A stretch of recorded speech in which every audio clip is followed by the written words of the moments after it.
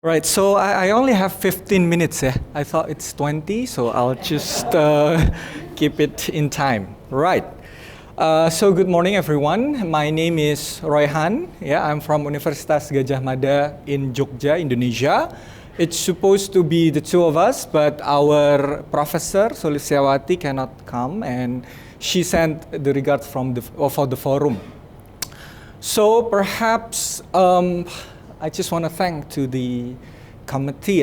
It's very nice of you to put me in the first, to be the opener of the academic sessions, because literally for the two previous ACLs, I was the last. Yeah, the first with Dan, and the second, the last panel, I was the last speaker. So that's very nice of you, but really, I'm a bit nervous now. But now, maybe before I'm moving on to the substance and to keep in time, my strategy would be I'll just skip the things that maybe too technical. Yeah? I'll just share you with the general idea, but I'll start with two disclaimers. Yeah? The first disclaimer would be if you have access to my paper, it's because my paper is still on working and the data collection will be done in the next month, so you might see that it's not very well structured yet, and I expected a lot of comments indeed from my commentator Andrew. Yeah, and the second one, again, to keep it in time, and you know, considering the very delicate and actually complicated case that I will present to you, but with the limited time, I'll just try my best to cover the most important thing, yeah, on the case. Now, I brought up the issue about the populism to legal overreach, yeah, by doing a case study about Pertamina. Pertamina is the biggest and a state-owned enterprise oil company in Indonesia. Maybe in Malaysia, it's similar with Petronas, yeah. It's controlled company, having one of the biggest assets as an SOE, and it just hit a very big scandal. Yeah, estimated loss value of the state is 1 quadrillion rupiah. It's about 60 billion US dollars. This is the highest ever when initially announced by the Attorney General Office. But before to that, I'll try to tie it with the populism issue that now occurring in the world. Yeah, you can see. Yeah, so as Dan said, we are now living in a tough time, and this is the guy, yeah, who made our life very tough right now with the dance. And the next slide we will see it's the same pattern. Yeah, same dancing guy with the populism idea offered to the people. But yeah, it just you know, quite enlightening to me when I read The Economist I think last year, yeah, a few months ago, I guess, the liberation of states resulted in people longing for a charismatic autocrat rather than a compelling democrat. And there was a study actually starting from 2018 where populist leaders strive. Yeah. And Indonesia especially, it's actually started when the previous president Joko Widodo started his campaign bringing the populist idea, while his opponent at that time, which is Prabowo, yeah, this is the currently newly elected Indonesian president, at that time consolidating the elites element rather than populism issue. But now he's bringing the populism idea. So when we talk about populism, it's always related to economic and political approach, right? From the economic approach, Indonesia has introduced quite ultra-populist flagships programs, like free meal program. It's a free meal program for the students, yeah, and it's expected to be received by 80 million students, and it covers 1/3 of the state budget alone per year. So it's quite aggressive, yeah. And then we have also village-based cooperatives that are intended to be established 80,000 units for throughout Indonesia, which cover also almost the similar amount with the free meal program, and establishment of free schools, and many other things, yeah, which maybe almost of the state budget will be covered for populist program during his terms. Even during the war, these programs are not touched or reconsidered by the president. So even now, the higher oil price and everything else about the geopolitical, nothing changed about this populist program, and he seems to be proud of that. And now we are still okay, yeah. But the thing about the populist approach in related to the corporate governance, I guess, is about the combating corruptions for asset recovery. You see that it's a pile of money actually showcased to the public. It's just maybe less than 6 months, and it's been already 3 times he did this, yeah, to show to the people this is the assets that the government recovered from the corruption case. It's 11 trillion, 6 trillion, and sorry, this one is 13, 6 and 11, and I'm not sure how long he'll be doing this again, yeah. I think this is the populist approach, and even every time he asks tough question by the news reporters, yeah. For example, about the riots that happened, and then the president just answered, how many corruptors that I already caught, yeah, already detained, yeah. So he always, try to dodge the tough question with his achievement on combating corruption, which is, I think it's good, but I think we need to really be careful, yeah, as a country, and to be mindful on the excess, because only 1.5 years, it's already been 60 cases that are in the proceeding now, and it covers various actors. There are 2 competing enforcers that are doing the investigation, yeah, the Attorney General Office and the Commission, Eradication Commission, our commission specifically established to combat corruption. And then, they try to reform the state-owned enterprise governance that we will discuss later. And among of this, it's not like everything is okay, because just end of last year, the president pardons, yeah, SOE related cases that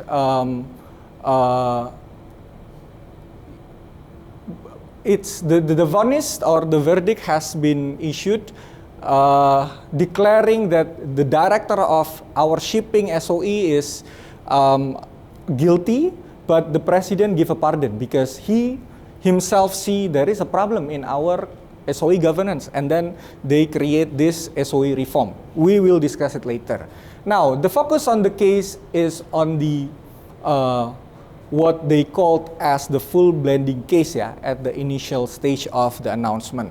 So this is the Pertamina side, and I will focus on the private side because I guess there are a lot of writings already that cover on SOE. I think it would be more interesting if I focus on the private actors that are dragged into the case.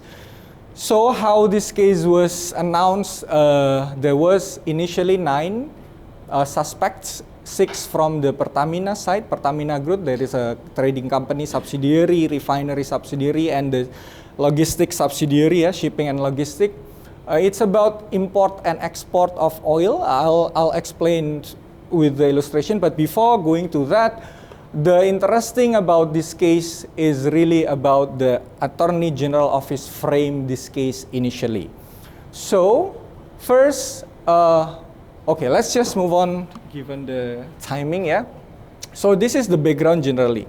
So the suspects from Pertamina is allegedly conspiring to reduce its production and refinery readiness. So they claim that they are not ready to refine more product with certain specifications, yeah.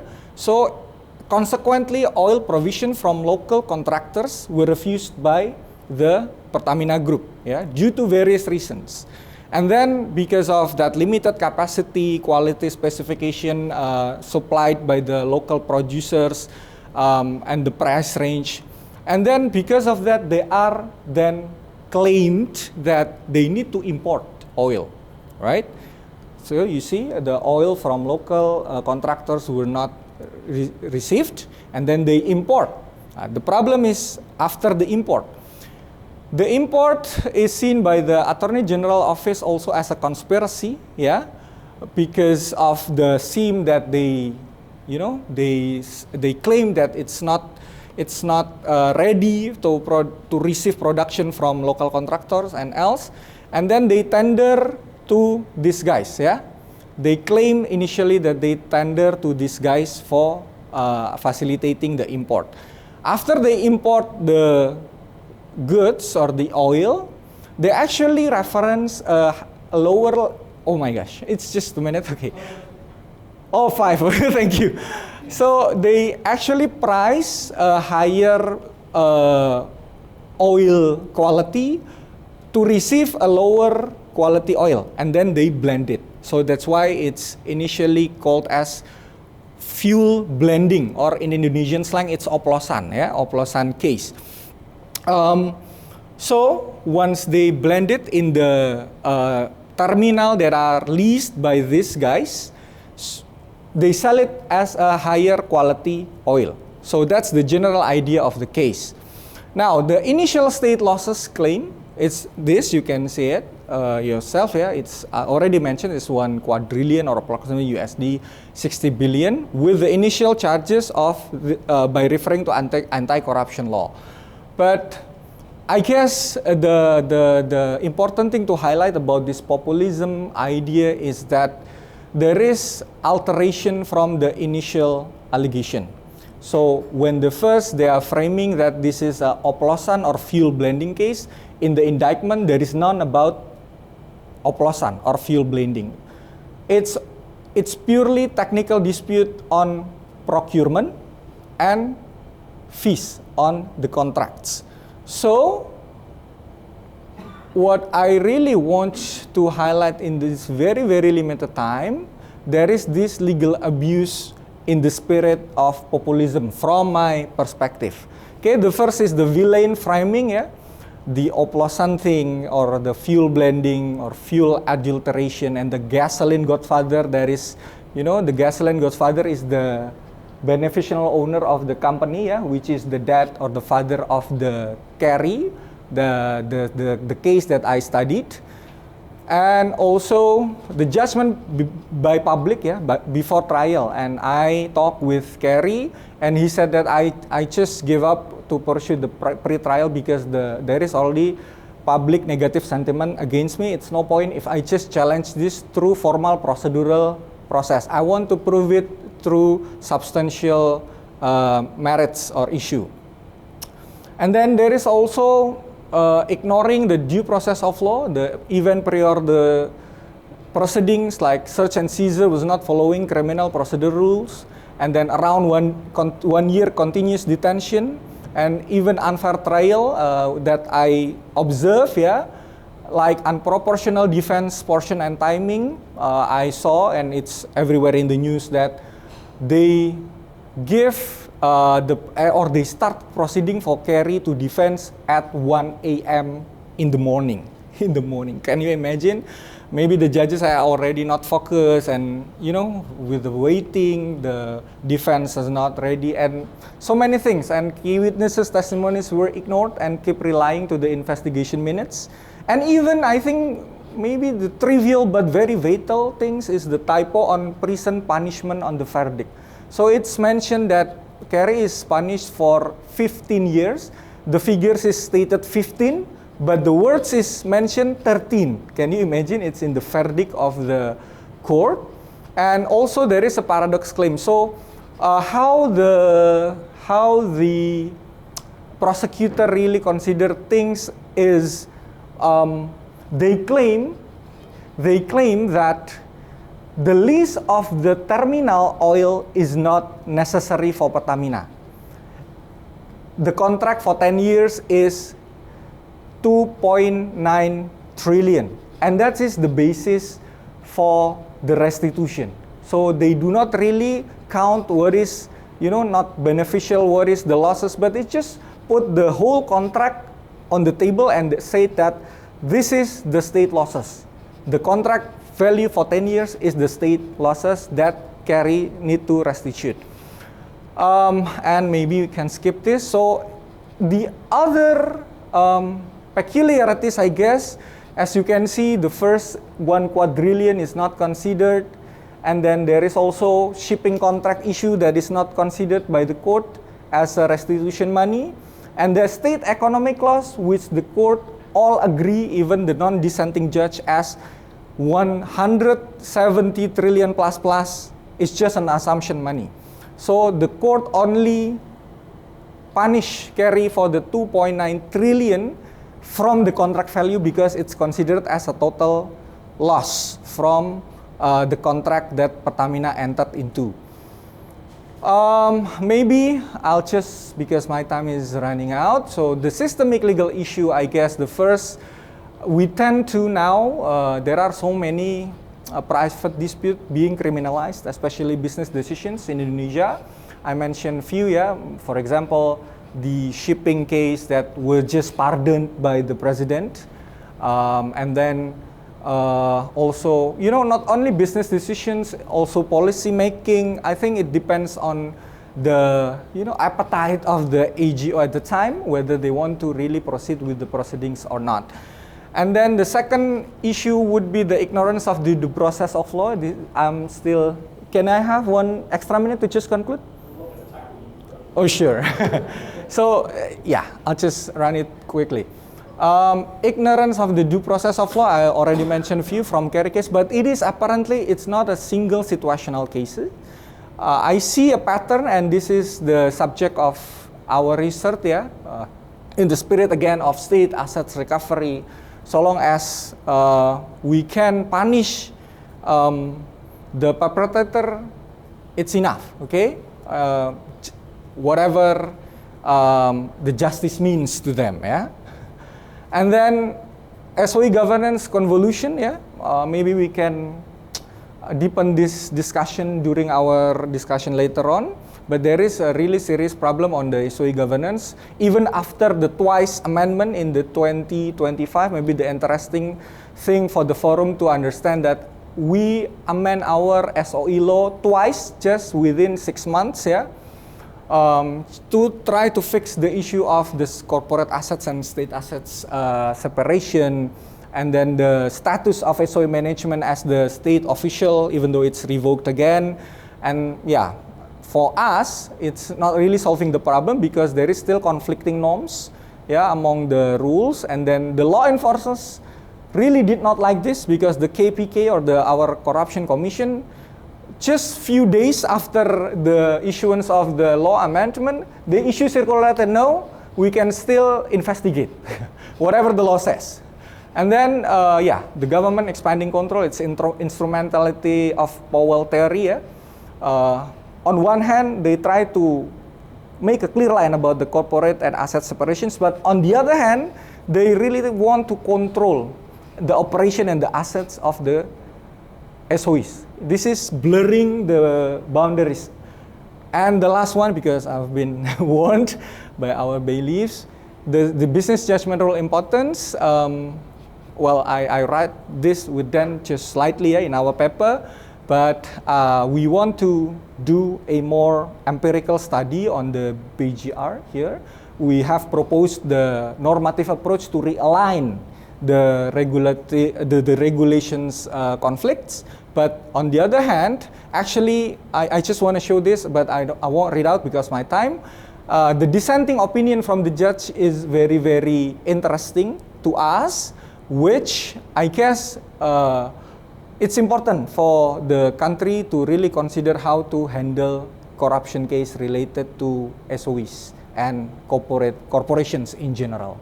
So I think that's from me. Thank you very much. I'll give it to my comment. So I started off this whole conference completely wrong because actually Xi Chao is the chair here, yes, and sometimes it's wonderful that we're in a polite and friendly group, but he's far too polite. Even being the dean of a law school, he didn't intervene. So I will properly hand the mic to him to do this session, and he can also call up the commentator. And thank you and apologies. So I'm now in the due process. So I'll begin my 10 minutes. So the following presentation will be, just to reflect what I have learned from this article, and I will provide some feedback with providing a list of questions, so we can, from different angle to see what Royhan is trying to discuss in this article. So, can I use the full screen? Yes. Here. Yeah. Yeah.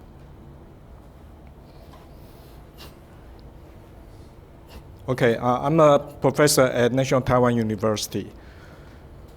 Okay, so there's a general thought after I read this article. So two concepts talking about populism, and they are using the legal weapon. So whether there's a legal overreach by the populist administration. Okay, so they try to divide the people into two groups. One is the good citizen, the other one is corrupt elites. Those oil tycoon, whether they are so greedy to steal the state assets. Okay, and so we know this phenomenon is not just seen in Indonesia, but it can be seen in many other places. Okay, so we know the danger that the legal weapon is being misused by those populists. Okay, so from this article, and I also checked with the media reports, we see there could be serious corruption problems in the state-owned enterprise corporate governance. But it may also turn out to be a misapplication of the anti-corruption law. So Royhan just mentioned about this is a corruption cases. So we don't really know whether there's a corruption in reality, or it is because just the application of the corruption law. Okay, so one of the issues will be whether the legal liability claimed or charged by the Attorney General and the actual liability imposed by the courts against the SOE business decisions is adequate, proportionate, or proper. Okay, so corruption. We see corruption.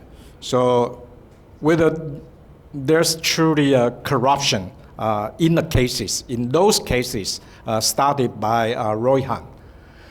Okay, so legal overreach, whether it's only a yellow color, it's only a signal, or it's a red flag. Okay, so I see there are some important insight and critiques by Royhan. The first one is admission of evidence, and this is also my point. This is the power of the trial court to review all the evidence and admit the evidence and decide a case. And the second point will be there's a choice of application of law in determining the liability of the wrongdoer. So in the combination or competition of the anti-corruption law and the business judgment rule, as mentioned by Royhan, under the corporate law, in this case, or in this type of cases. Okay, so Royhan has some major criticisms I think is quite correct. The first one is talking about populism. We already mentioned that. Okay, and the second one is the methodological flaw. Whether Attorney General adopts the total loss methodology actually is applying the anti-corruption law.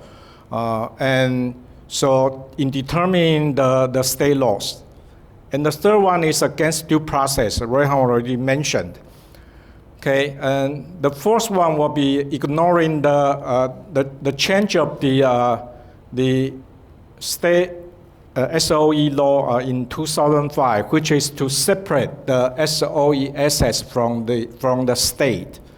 Okay, and the fifth one is the company law, Article 97, the business judgment rule, whether it can be applied in these cases. Okay, so the next one will be the SOE corporate governance. I want to focus on SOE corporate governance in addition to what Royhan has been challenging on the judgment, on the decisions. Okay, the first one is the SOE may serve specific purpose, so we can think of that. And the second one is the chairman and CEO are frequently appointed by the state. I don't know whether that is correct in Indonesia, but it's correct in Taiwan. And the third one is, well, how do you pronounce that? Pertamina case create a chilling effect. Okay, so on innovation or risk taking. Okay. The fourth one will be the comparing the Supreme Court's recognition of BJR in another case, which is considered a victory of corporate law. So don't be too pessimistic. We still have a chance in the futures. Okay, the fifth one is where the Attorney General is still aggressive in bypassing the BJR. If there's a minor procedure flaw are found in the procurement process or other business decisions. Okay, so the sixth one will be, will the new SOE law reform solve the problem? So whether creating a new agency, a separate agency from the Ministry of SOE could actually reduce the populist political interference. Okay, several questions. I don't want to read all of them. The first one will be whether the 2025 state-owned enterprise law serves as an absolute and primary legal framework for assessing all transactions of an SOE. Does it matter if the state owns 100%, 75%, or lower percentage of the SOE shares? The second one is, what if in some cases the responsible persons, directors, managers, and employees of the SOE engaging in non-arm's length transaction, breach of trust, or embezzlement? I don't know whether Royhan will, in addition to your challenges, you just study in more detail on the corporate governance aspect, whether there are any deficiencies in the SOE corporate governance.